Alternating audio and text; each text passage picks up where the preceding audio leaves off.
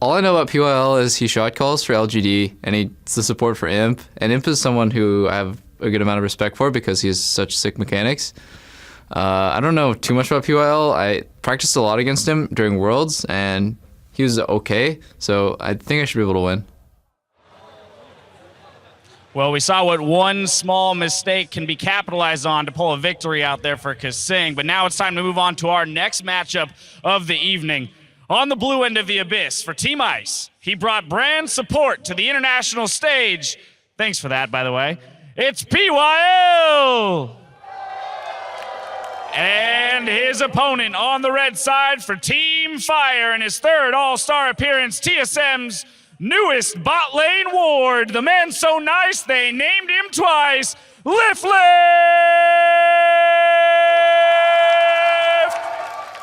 Let's have a good game, gentlemen. Well, on paper, it may seem like Doublelift is going to be one to be favored in this one, but he might have to do some double lifting to get one over on PYL. I just want to see POL go for the brand. Oh, Make it work this time. Make it work. That's what we need to see. He doesn't have to build in support even. That's the best part. He can get full damage. He can just get Corrupting Potion. We saw it earlier. We saw it in our first matchup of the day. That was when Clearlove took down Marin. So very difficult to deal with. Let's see where the POL goes for that. But if there's one player that in an AD carry 1v1 meta should, in theory, kind of be head and shoulders above most of the players in this bracket, it should be Doublelift. Well, he's been showing this off, too, in all of the matches that they've had, the non-1v1 matches, I mean.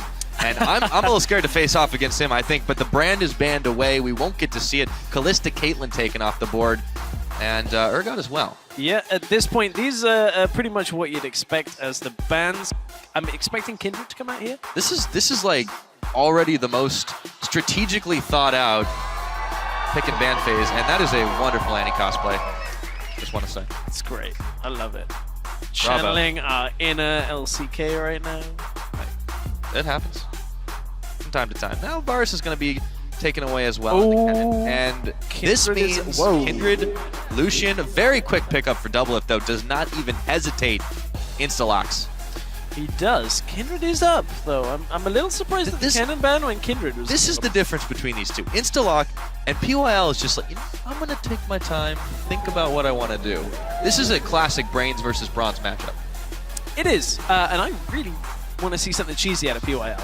Don't just play into this AD carry meta, man. Pick something special. I think he wants to double up. Give us a little something. Don't double up. There's a joke in there somewhere.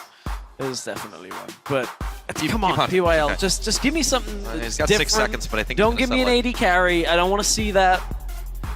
It's not what we want. It's going to be Misfortune. Misfortune versus Lucian.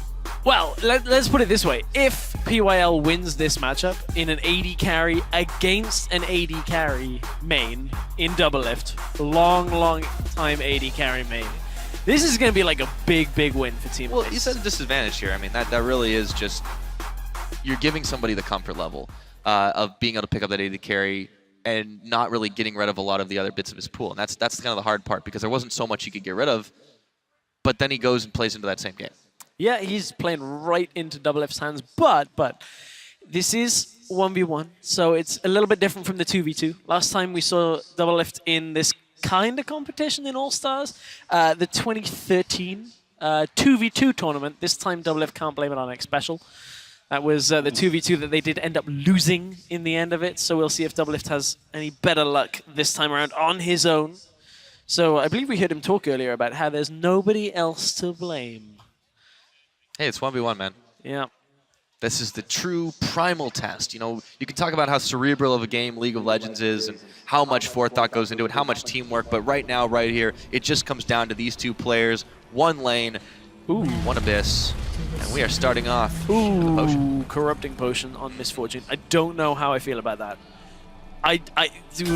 It's just, you're trying to play a sustained game, but you pick Misfortune. Yeah, I mean, the passive is already a disadvantage. You can't use it more than once effectively. You can't switch targets like that. But on minions, I suppose. Yeah, at this point, I'm like, okay, you got if you get lucky double ups, you have enough damage, I guess, to kind of battle against Lucian. But that relies on Doublelift being in the right spot for a double up to like kill the minion and bounce on him. And I would really have figured Doublelift has probably spammed a little bit of Misfortune recently too. just from how Probably. good she is right now. I mean, he's taking the forward position, speaking of Doublelift, so it's going to be hard for PYL to really get in here, and Doublelift is just going to go ahead and start off with the Piercing Light. Makes it rain really quickly, though. Doublelift actually does not trade really any better than even right there. No, Doublelift, but he does have the Grasp of the Undying. We'll just trade it back. Look at this damage. There we go. There's the double tap. And like, even though PYL has the potion, which he hasn't chugged yet, by the way, he's going to wait until he can start outputting damage. But, I mean, Make It Rain, it just seems to be an odd choice right now. If you're not instantly pushing up to the brush to get the control of the minion wave to start, Make It Rain is not going to deal enough damage really to counter push against the Piercing Light double tap combo. The Doublelift is just spamming out onto the minion wave. Every time he steps up, he's taking more damage. This game could be over so quickly. PYL, that's a lot of damage, and he's going to have to start chugging those potions, but Doublelift knows he's got him on the ropes. Yeah, Doublelift knows that if he can get PYL just around 100 health, he should have the damage. Because there is no exhaust, there is a barrier on PYL, which will pretty much go toe-to-toe with that Ignite plus the double tap passive from Doublelift. So if you can chunk PYL a little bit lower, another 150 health off PYL, and he should be able to all-in him, but that is still difficult to do as PYL is hugging his turret. Both of them rocking that Ignite too, so when you see the all-ins coming, you will know that it's about to happen. Doublelift playing close to the Hell Shrine, trying to do his best to deny it when it does come up. PYL down a level, down half his health bar. A big wave of minions comes in. Doublelift can take that health at his leisure at this point, and he just continues to try and punish PYL for his early mistakes. And I like it. Doublelift doesn't instantly go for the health relic. PYL's dropping low. Very low, pops the barrier. Doublelift's gonna go back. He knows the summoner spell is burned, but he doesn't want to get ignited. Here we go. Trouble. Exhaust is down. One more shot. The Poros go flying, and Lift comes up with the win. Honestly, I think as soon as PYL popped his barrier and Doublelift turned to walk away, PYL knew it was over. Doublelift knew it was his game. At that point, barrier gone, Ignite still available. Exhaust still up. Easy game, easy life at that point. Cool guys walk away from explosion stress. And this time, Doublelift made sure he was oh so cool. Shock one on the board for Team Fire. Made that look easy. Made it look easy. I wonder, has there been much 1v1 prep going on in the TSM house? I'd love to see. I don't know, man. That looked like it was all natural. It did look like it was all natural. I just love to see whether, with this new coaching stuff for TSM, they're like, let's win this 1v1 tournament. Yeah, well, we've got a lot more 1v1 experience coming up as well, too. I mean, you look at that next matchup, and it's got guys that have definitely done it both, even if that's not the primary role. But I feel like Doublelift is definitely one of those people that's looking to go very deep in this tournament, in this 1v1, and a lot of people expect that.